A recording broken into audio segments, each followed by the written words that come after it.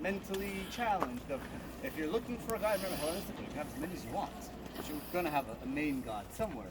Well, he is the man for you. Okay, so he is the main god of this location. But what we see here is not the first site that was constructed here. This is natural, of course. This wasn't constructed by man. What we see over here is the first man-made structure. Because of this cave, because of the Hellenistic tradition, I'll tell you in a minute, if you didn't read the sign there. This site here is the site built by King Herod the Great, and he builds a temple almost everywhere that he goes, and he dedicates it to his patron, Augustus Caesar. So this is a temple here to the god. Remember, Caesar is the god in the Roman Empire. The goddess Roma, Augustus Caesar, and this is one of the first things constructed here. So from this, we're going to walk through over here, and we're going to see what progressed from this one construction. Now, we chose this location because of the cave.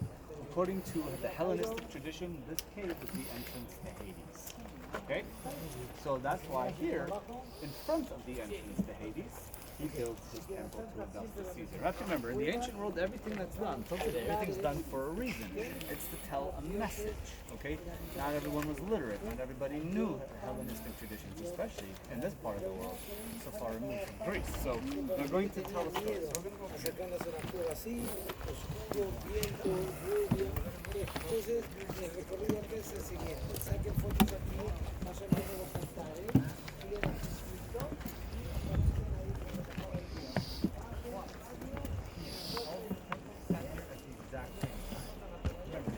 Many gods.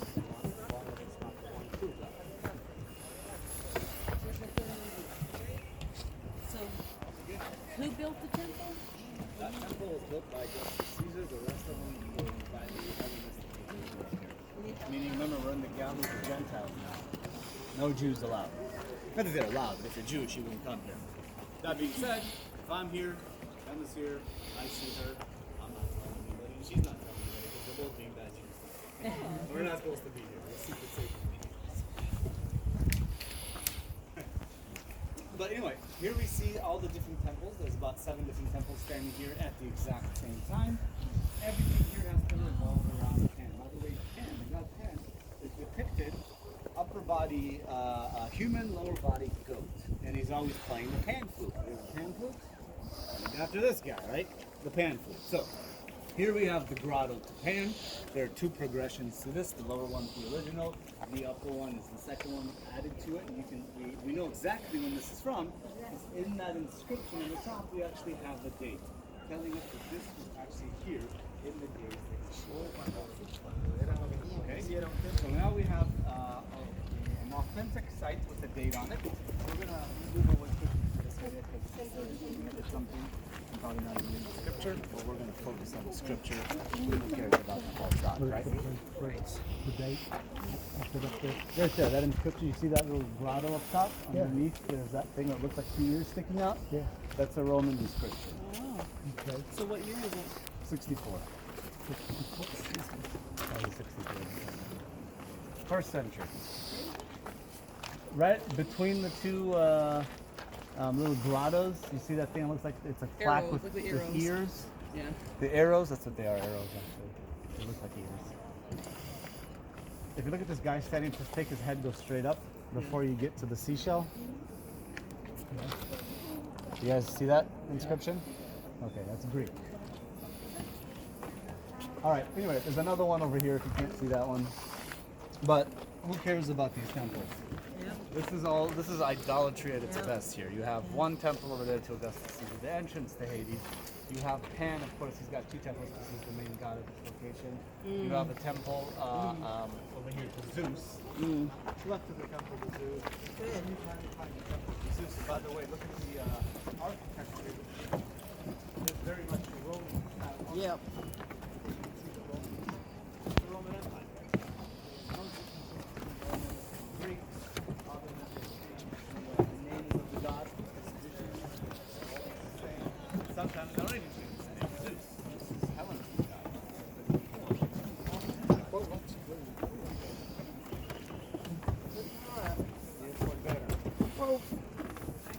Taking pictures. Oh, God, I did step off. I noticed.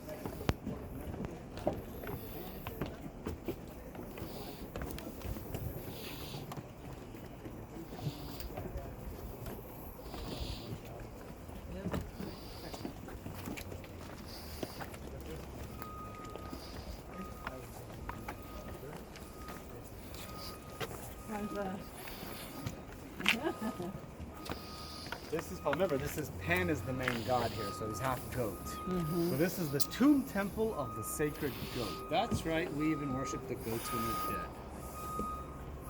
I love it. So these are literally tombs. Okay, and you can see a depiction down below of what it may have looked like back then, according to the architecture and the design of the building. And this is here because it's attached to the courtyard you see down below. This is the focal point, other than Caesar over there. This is the focal point of Hania, or the worship of Pan. And the way you worship him is be here, and if he's depicted as a goat, half goat, sorry, with his pan flute, the way to worship him is to dance with the goats while you play music, right? So you're sitting here with your little flute, dancing around, the goats are trying to escape, and you think you're dancing, and you worship Pan, okay?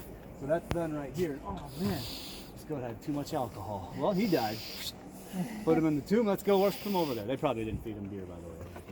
Did they do Sounds the good. goat yoga down there too? Goat yogurt? Yoga. Oh, yoga, There's a goat absolutely. yoga now. Is there really? Yeah, they walk on your back. Oh, the goat walks in your back. Yes. Interesting. Now, we're going to go over here and stand in the shade and finish this conversation. Goat yoga. I think Oh, it's yeah. yogurt. That's what I said. It's a big thing that yoga. Goat yogurt? Yeah. Oh, yoga, sorry, yeah. That's what I meant to say. I said yogurt. You can't get the goat yoga out of your mouth. No, that's so funny. Where do you get the goat from? Then you go to the country and do Oh, goat it has to yoga. be in the country. Yeah. Yeah. Or a little animal farm or something. It's not good. Animal farm. 10 o'clock appointment on goat yoga. Yeah. Yeah. And basically what you do is you just let them walk all over you. Sounds like my boss. Don't need a goat for that. Just kidding. My boss is a great guy. He told me so. Where is my boss? Yeah, he said he was going to stay in the bench. He said he was going to wait there with with the you. baby. Okay. Oh, guys, just clear a path for the other groups to come through. You can hug one side, that's fine, but just make sure we don't take both sides. Now, what I want to do is I want to give you, at least in my idea, the perspective of what happens. There's a scripture that's used here that I'm sure everybody here has read before. You've probably heard amazing sermons on it, and they did a phenomenal job, I'm sure.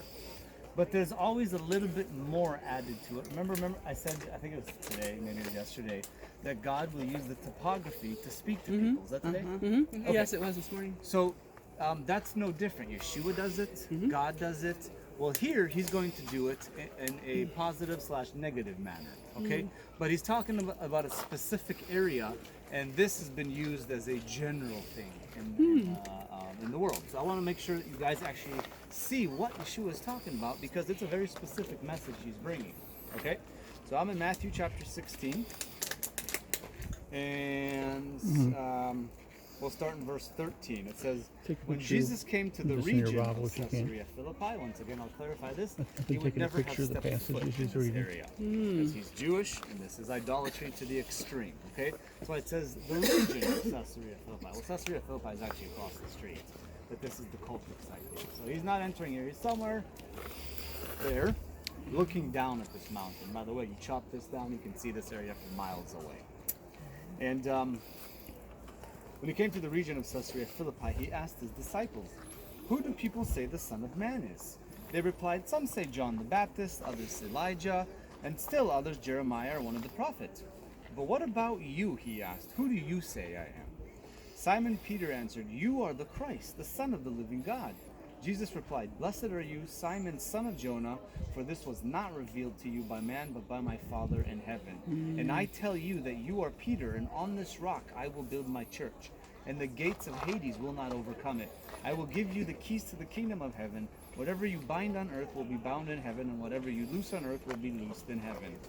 Then he warned his disciples I'll not do it to later. tell anyone that he was the Christ. And it goes on, warns them. Doesn't matter. So I think that's what he said. what he's doing here and saying here is very, very specific, okay? Remember, at this point, this is the first time anyone's called him who he is.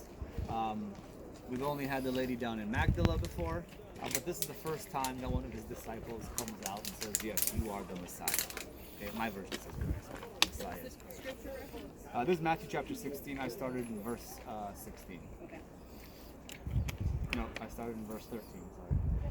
Sorry. 13. I was at 16. But I want you to kind of understand what he's talking about here. So everybody put on your 2,000-year-old goggles. You saw that picture over there? Now I want you guys to turn around and look at this mountainside and imagine that scene that was depicted on that picture over there. All right?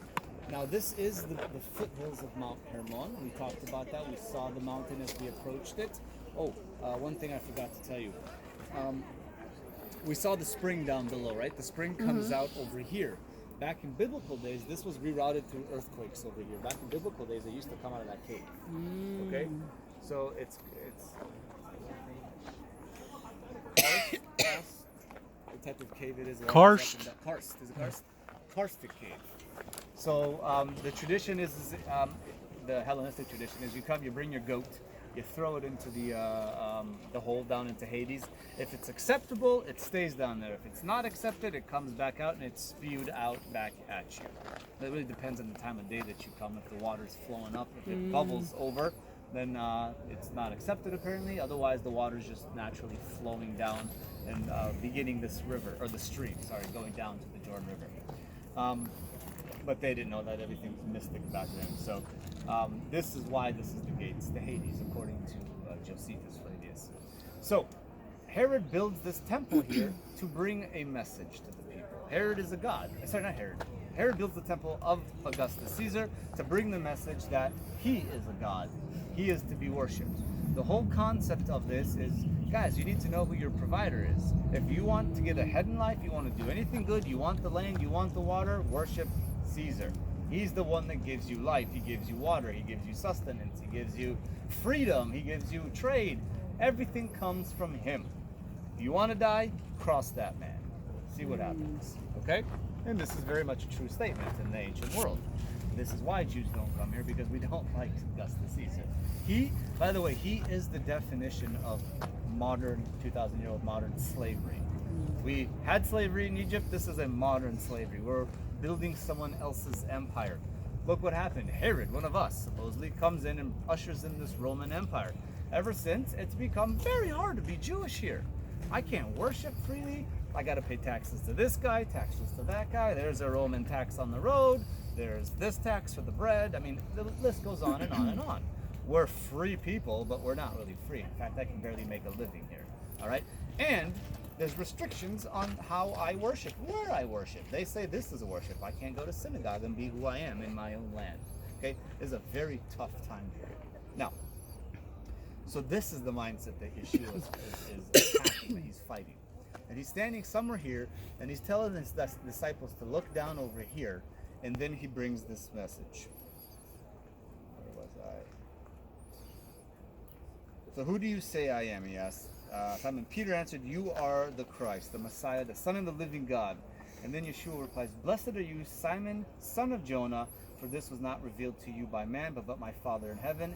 And I tell you that you are Peter. Okay, everybody put on your 2,000-year-old goggles. Imagine that whole depiction here. One thing I forgot to say. Do you guys?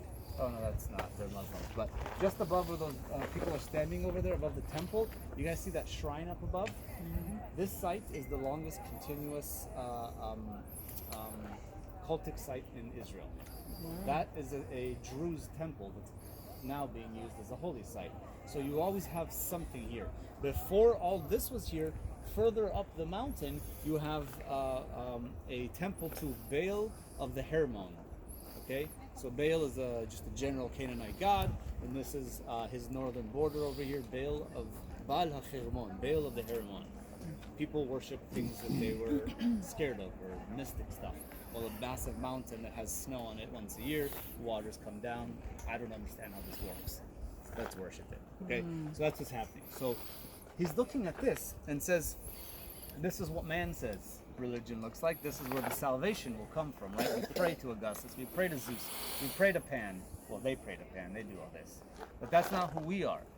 And now he's bringing a new revelation to them. I tell you that you are Peter. Sorry. You are Peter, and on this rock I will build my church, and the gates of Hades will not overcome it. Okay, there's a little play on words going on here. Peter, Petros in Greek. Petros means rock, but we're looking at a big mountaintop here. This is a mountainside. Is he pointing at Peter? Is he pointing at the rock? Well, he's definitely talking to Peter, pointing at Peter. But I'm thinking he's making a contrast here. There's a rock, you're my rock. Okay? This is what man worships. Well, let me tell you what I'm going to do with you. And then he continues, on this rock I will build my church, and the gates of Hades will not overcome it. Now you have to imagine what they're looking at. What's sitting at the entrance to the gate of Hades? No problem. Anyone? It's an open question. Temple to Zeus. Augustus Caesar. Yeah. The message that is being brought to you here by Rome is know who your provider is. Where's the water flowing from? By the way, water represents life. Biblically and before that, with Canaanites, with everyone, water is life. The Nile is life, right? The message coming from this temple is, I am your provider. Augustus Caesar. You want something? The water's coming from my feet. Okay? You want a city, you want life, you want whatever, I'm the guy. Now he's telling Peter, look at what's happening on this rock, and you are Petros, you are the rock, and on this rock I will build my church, and the gates of Hades shall not overcome it. Well, right now this temple tells me that Caesar's your way in or out of Hades. So what he's saying is the guy sitting at the gates of Hades, the Roman Empire, the most powerful man on the face of the earth, cannot stop what I'm going to start here with you today. Okay? Rome can try, Caesar can try, he can kill me, he can kill you, but he's not going to stop what I'm doing here with you today. And this is a very true statement, guys. This has been wiped off the face of the earth. We still have idolatry, we still have paganism, all this kind of stuff, but it's small pockets and they're always the outcast now. What's the biggest religion on the face of the earth right now? Creation. Yeah, segments, this, that, but still Christianity as a whole. Everyone's heard of this guy named Jesus, right? For the most part. Whether they know him or not, it's a whole other story. But the point is this message has spread throughout the world. And the Roman Empire is no longer here. Okay? What Yeshua is starting here with him cannot be stopped. And even Caesar himself can't stop what I'm going to do. Now, Joshua said something very important. Everything in the Bible is very cyclical. What starts here in the land of Israel, Peter later on, tradition says Peter dies in Rome. Okay? So even if that is true, if it's not true, we know Paul dies in Rome. He goes before Caesar. So we know somehow one of these two guys is bringing the message of Messiah, the message of salvation, to Caesar himself. So his own ears, now it's a different Caesar at this point, but his own ears will hear about this man running around the Galilee area, running around Jerusalem, who claimed to be Messiah. Okay? The message starts here in the land of Israel, goes to the ends of the world. Rome's the ends of the world, the Roman Empire for us. And nowadays, it's starting to come back to the land of Israel. Just like Joshua gave his family's history, my family's history is very similar. The Jewish people are beginning to wake up and see who our Messiah is.